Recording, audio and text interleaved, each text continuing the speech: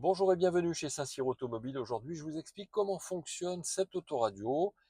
On est dans une Kia, ça fonctionne sur quasiment toutes les Kia. Allez, comme d'habitude, on commence donc par la radio. Vous avez un petit onglet ici, radio. Ça vous lance la radio. Ça vous permet d'avoir donc la radio DAB ou FM pour les radios qui sont équipées. DAB, donc c'est la radio numérique, comme la TNT pour la télévision en fait. Lorsque vous êtes donc sur la radio, vous allez pouvoir donc tout simplement afficher ici la liste des radios. Donc ce sont des radios donc, qui sont captées par votre voiture et qui sont classées par ordre alphabétique. Donc si vous cherchez par exemple Chérie FM, vous cliquez dessus et vous obtenez Chérie FM. Vous avez donc la liste ici, vous avez le scan ici, ce qui permet en fait de faire une recherche des différentes stations qui sont captées par votre voiture et donc elle vous les donnera les unes après les autres. Vous avez ici le TA, donc qui est le trafic autoroutier que vous allez pouvoir mettre en route si jamais vous avez besoin d'avoir les informations routières précises, c'est-à-dire que soit vous êtes sur 107.7 et vous écoutez donc la radio spécifique pour les autoroutes, soit vous avez donc la radio tout simplement standard, mais vous profitez des informations du trafic autoroutier. Ici dans les favoris, vous retrouverez en fait tous les favoris que vous avez mis donc en favoris. Donc pareil, ils sont classés ici, donc vous avez 10 présélections disponibles. Si vous voulez chercher manuellement vos radios, vous allez aller dans Menu ici et vous allez faire Sélection FM manuelle. Et là, vous verrez apparaître, comme avant, donc les petits curseurs qui vous permettent de monter ou descendre pour chercher les sélections. La même chose que ce que vous avez donc ici. Et vous voyez apparaître donc la bande de votre radio. Et une fois que vous avez capté quelque chose, vous le verrez effectivement sur votre grand écran. Ici, vous avez le AM aussi, si jamais vous voulez passer donc sur les ondes longues, donc les autres fréquences, donc les anciennes radios, on va dire tout simplement. Pour les favoris, vous avez donc là par exemple vous êtes sur Énergie Grenoble, vous allez dans Favoris et vous voulez donc la mettre en favori, vous laissez le doigt appuyé dessus pour changer l'ancien favori par le nouveau favori Énergie Grenoble que vous venez de mettre sur votre radio.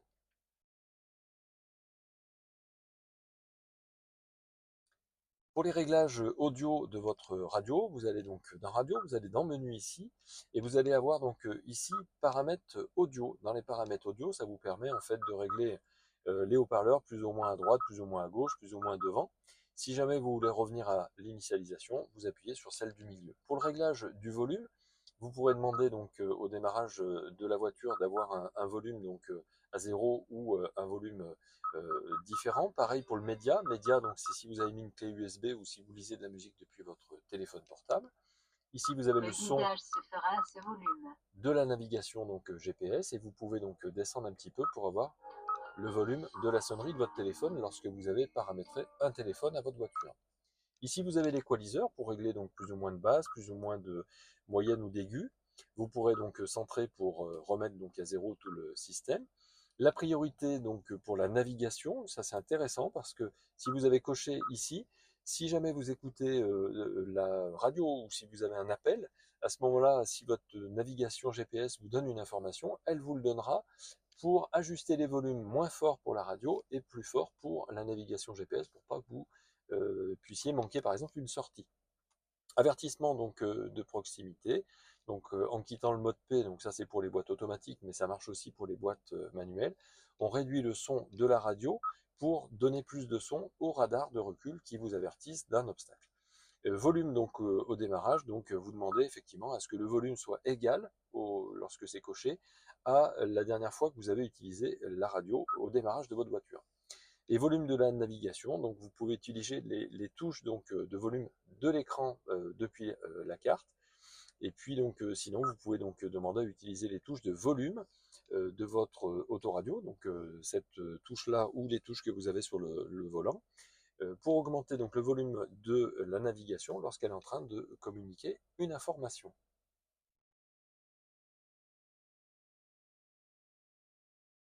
On passe aux médias. Le média, donc, c'est si vous avez donc une clé USB ou si vous avez associé votre téléphone en Bluetooth à la voiture, vous allez pouvoir mettre la clé USB donc, dans le support ou passer donc en mode média pour changer tout simplement de source et donc lire la clé ou lire la musique depuis votre téléphone portable.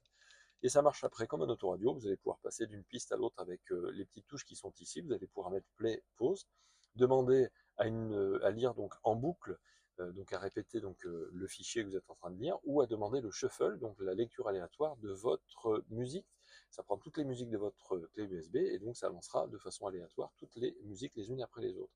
Ici vous avez donc la petite loupe qui vous permet donc de voir effectivement ce que vous êtes en train de lire sur votre clé USB, et ici vous avez donc le petit onglet qui vous permet en fait de voir tout simplement les différentes musiques que vous avez sur votre clé USB. Vous pouvez faire marche arrière avec la petite touche ici. Vous avez donc ici la liste qui vous permet de voir les interprètes, les titres, les albums, si votre clé USB a été renseignée au départ, c'est-à-dire quand vous avez mis dans votre clé USB les fichiers et que vous les avez nommés, vous les voyez donc apparaître ici. Donc dans le menu, vous avez aussi donc les cover flow, donc ce qu'on voit ici, donc uniquement donc les présentations donc photos de l'album ou de la chanson que vous avez dans votre clé USB, et vous retrouvez à nouveau les paramètres donc audio pour régler la balance à gauche, à droite, devant, derrière, le réglage du volume, ce qu'on a vu tout à l'heure pour la radio avec les basses, les aigus, les priorités donc de son, hein, navigation qui est prioritaire si c'est coché pour baisser un petit peu le niveau de son de votre musique pour pouvoir vous avertir correctement du volume, en tout cas des directions qu'il faut prendre, et vous avez le volume ensuite de la navigation avec la possibilité d'utiliser les touches de réglage du volume de son pour régler le réglage de la navigation GPS, en tout cas de ce que la navigation est en train de vous dire.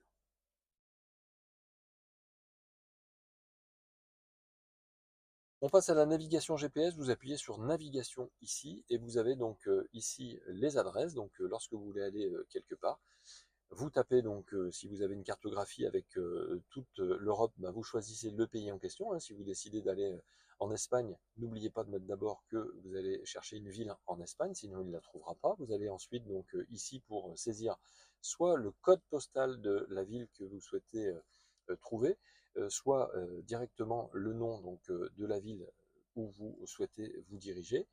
Et puis donc vous verrez apparaître ici un petit 6, 10, 12, peu importe. Vous allez avoir en fait des propositions qui sont faites donc par votre GPS. Et dans les 6 propositions, vous voyez, on a Saint-Cyr, on clique dessus. Et donc dans les Saint-Cyr, on en a 83 parce qu'en France, on a 83 Saint-Cyr. Donc d'où l'intérêt de faire marche arrière et de dire, bah, moi je ne veux pas aller à Saint-Cyr, je veux aller à Saint-Cyr 07 430. Et là, vous voyez apparaître donc 6 propositions à nouveau. Et là, vous avez les Saint-Cyr et le bon Saint-Cyr, effectivement, qui vous permet d'avoir le Saint-Cyr Auvergne-Rhône-Alpes.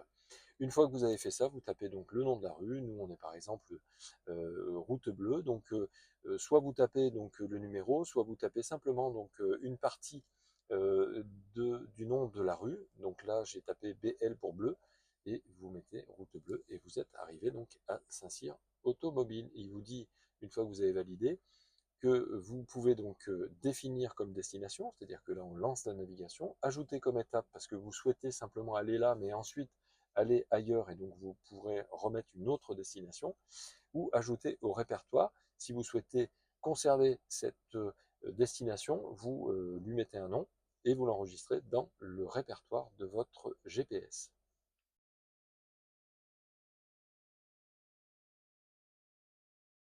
Pour retrouver justement donc une destination que vous avez mis dans le répertoire, vous avez donc navigation ici, et là vous retrouvez donc votre répertoire et vous avez effectivement votre route bleue à Saint-Cyr. Vous avez juste à cliquer dessus et ça vous lance votre destination. Une fois que vous avez cliqué sur définir destination, il vous calcule le guidage et vous lancez le guidage. La navigation guide. Lorsque vous avez lancé un guidage, vous avez ici donc la possibilité de mettre automatique pour ce qui est donc de la cartographie. Donc ça vous met une cartographie donc plus ou moins éloignée en fonction de si vous êtes sur une route ou si vous êtes devant un rond-point ou une bifurcation. Ici, vous allez pouvoir donc augmenter ou baisser le volume de votre guidage et vous allez pouvoir couper le son. Ici, vous pouvez demander donc à avoir une navigation vue du haut, à plat ou donc en 3 dimensions. Et si vous voulez donc avoir plus de menus, vous avez le petit onglet ici où vous allez pouvoir donc choisir des itinéraires, ajouter au répertoire comme on l'a fait tout à l'heure. Les POI à proximité, donc si vous cherchez une station-service, il vous suffira d'appuyer sur POI qui veut dire point d'information, et donc vous cherchez donc sur votre cartographie la station-service par exemple la plus proche, il vous suffira de cliquer dessus pour définir comme étape ou enfin définir comme destination finale, pardon, ou ajouter une étape. Et à ce moment-là, donc, il vous crée une étape pour aller jusqu'à la station-service, tout en conservant la destination finale qui était d'aller à Saint-Cyr. Donc là, il vous change le parcours.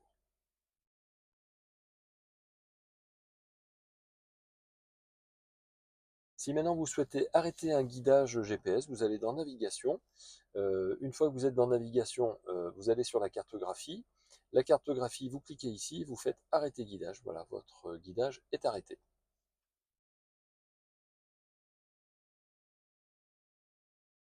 Si maintenant vous souhaitez retourner à une destination que vous avez déjà parcourue, vous allez aller dans Navigation.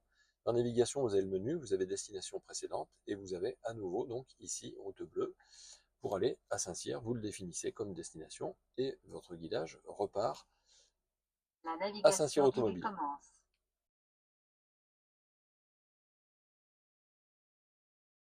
Je vais vous expliquer maintenant comment on supprime les anciennes destinations. Il vous suffira d'aller dans la navigation, dans les destinations précédentes. Vous voyez apparaître dans le menu ici supprimer. Vous pourrez tout sélectionner si vous en avez plein, tout désélectionner si vous avez fait une erreur, et en tout cas supprimer. Vous validez la suppression et vous n'avez plus de destination. Ça c'est utile si vous vendez votre voiture.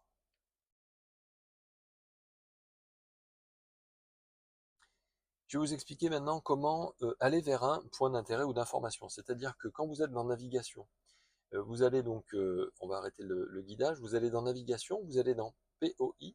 Une fois que vous êtes dans POI, vous n'avez pas lancé de guidage pour l'instant. Mais par contre, vous voulez aller soit à une station-service, soit à un parking, soit à un restaurant. Et vous demandez en fait à la voiture de vous retrouver le restaurant, par exemple, le plus proche de chez vous, ou de là où vous vous trouvez dans votre voiture. Vous faites une recherche comme ceci, et là, il va vous répertorier en fait tous les restaurants qui sont à côté de chez vous. Donc vous allez pouvoir donc descendre en fait avec le petit ascenseur de façon tactile. Et si vous trouvez effectivement un restaurant qui vous convient, vous cliquez dessus et vous le définissez comme destination. Comme ça vous permet effectivement de ne pas aller sur Internet pour chercher un restaurant le plus proche de là où vous vous trouvez, surtout si vous êtes dans une région que vous ne connaissez pas.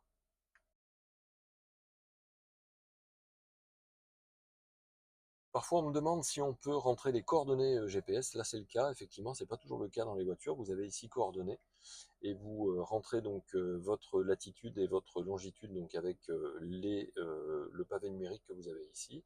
Et ensuite, vous allez pouvoir valider et donc vous aurez effectivement votre destination que vous pourrez définir comme destination.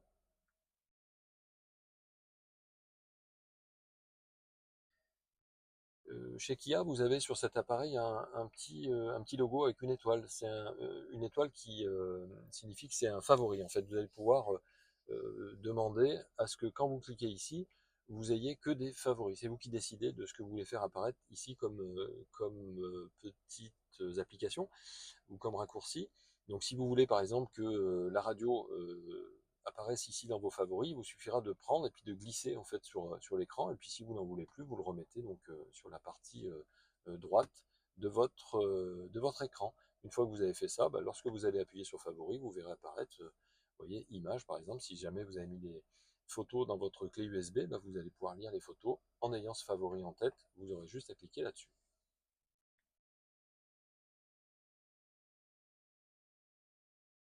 On va attaquer le bouton Setup. Le bouton Setup, c'est le bouton qui est là. Donc ça vous permet effectivement bah, d'accéder donc à la navigation dans sa généralité, donc avec effectivement les kilomètres ou les miles. Afficher donc les destinations préférentes si vous souhaitez. Donc vous pouvez cocher ou décocher. C'est-à-dire quand vous lancez effectivement votre GPS, ben, les destinations précédentes s'affichent directement. Vous pourrez voir ici donc la qualité du nombre de satellites qui est réceptionné par votre voiture. Information donc sur le pays actuel, vous savez qu'il faut rouler voilà, 50 en ville, etc. Donc si vous êtes dans un autre pays, bah, vous aurez les informations du pays en question. L'affichage, donc le vu de la carte, donc en 3 dimensions, ce qu'on a vu tout à l'heure sur l'écran, on peut le faire en direct sur la cartographie. L'affichage des POI sur la cartographie, donc si vous souhaitez effectivement afficher les restaurants, toutes les catégories ou uniquement les salons de thé, par exemple, vous voyez, c'est vous qui choisirez. Ça, c'est ce qu'on fait afficher donc sur la cartographie. Dans les voyages, par exemple, vous avez les aires de repos. Donc si vous voulez faire afficher les aires de repos, vous cliquez là-dessus et chaque fois que vous allez passer devant une aire de repos, elle sera identifiée avec ce petit icône. Vous avez donc les icônes bien sûr du répertoire ou les icônes de limitation de vitesse. Afficher le chemin parcouru, c'est-à-dire que lorsque vous démarrez avec votre voiture, vous verrez effectivement tout le chemin que vous avez parcouru depuis le démarrage. Pour ce qui est donc du guidage, vous pouvez afficher le croisement des autoroutes, le guidage avec le nom des rues, l'information donc du passage de frontières, parce qu'il n'y a plus de frontières en Europe, mais au moins vous êtes informé que vous avez quitté effectivement la France. L'assistant donc des voies et l'info donc sur les stationnements. Donc cochez ou décochez ce qui vous intéresse. Et puis mes données, vous allez pouvoir exporter ou importer les données là pour ceux qui sont un petit peu plus initiés. En ce qui concerne le son, donc on l'a vu tout à l'heure en première partie donc sur la radio, donc c'est pour les réglages donc de balance, avant-arrière, de fader, réglage de volume, les réglages d'équaliseur, donc pour régler donc les basses et les aigus, les priorités au niveau des sons pour avoir effectivement un son prioritaire pour la navigation par rapport au son de votre radio ou un son prioritaire des radars de recul plutôt que la radio et le volume de la navigation. Vous aurez aussi donc ici les affichages que vous allez pouvoir donc demander à votre voiture. La luminosité donc de l'écran s'ajuste automatiquement en fonction de la luminosité environnante, c'est ce qui est coché. Ça vous permet d'avoir un écran qui va s'atténuer lorsqu'il fait nuit et que vos feux ont été allumés. Si vous décochez ça, vous pouvez demander à ce que ce soit toujours de nuit ou toujours de jour. Et là, vous allez pouvoir régler la luminosité de votre écran. Vous allez pouvoir centrer pour revenir donc à zéro ou demander effectivement à ce que les paramètres soient remis à zéro et de façon à ce que le mode d'atténuation finalement soit remis automatiquement, puisque c'est ce qui est préconisé par le constructeur. Vous aurez ensuite la date et l'heure de votre voiture. Donc vous allez pouvoir régler effectivement ici la date et l'heure uniquement si la case ici est décochée. Parce que quand la case est cochée, c'est l'heure du GPS qui va s'afficher. Donc ça veut dire que tout se fait automatiquement. Et vous avez juste à cocher ici l'heure d'été ou l'heure d'hiver pour voir apparaître une heure de plus ou une heure de moins. Si vous voulez le faire manuellement, vous décochez ici et vous allez pouvoir régler votre date et heure. On va remettre en automatique, c'est plus simple. Vous avez donc le Wi-Fi ici qui permet en fait de vous connecter au Wi-Fi par exemple de votre réseau de maison. Vous avez la liste des réseaux Wi-Fi. Si jamais vous ne captez pas votre maison, vous relancez ici, vous verrez apparaître donc le réseau et vous n'aurez plus qu'à taper le mot de passe de votre réseau Wi-Fi pour être connecté au Wi-Fi et à ce moment-là pour pouvoir faire des mises à jour de votre système ici si jamais il vous réclame une mise à jour. Pour le langage, vous allez pouvoir choisir effectivement le langage donc de votre écran ici. Vous avez plusieurs pages, donc on passe à la page suivante. Le clavier, donc le clavier par défaut c'est latin, mais on pourrait avoir cyrillique, on pourrait avoir coréen. Donc si jamais vous prenez une voiture qui n'a pas effectivement ce clavier-là, vous pouvez le modifier ici. Pareil pour le clavier AZERTY ou QWERTY. Si jamais vous avez pris une voiture effectivement et que le clavier est comme ça, c'est ici que ça se change. Les paramètres avancés, donc vous avez donc revenir à la carte au bout de 10 secondes ou vous pouvez donc désactiver le retour à la carte.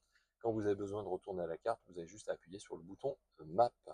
La touche personnalisée, donc c'est mon menu, donc la touche personnalisée c'est celle-ci, ou alors vous dites bah moi ma touche personnalisée c'est pour aller au Bluetooth, c'est pour aller au téléphone, c'est pour aller allumer ou éteindre l'écran, parce que vous pouvez demander à ce que l'écran soit éteint pour la nuit, comme ça au moins vous n'êtes pas gêné, vous n'avez pas trop de lumière.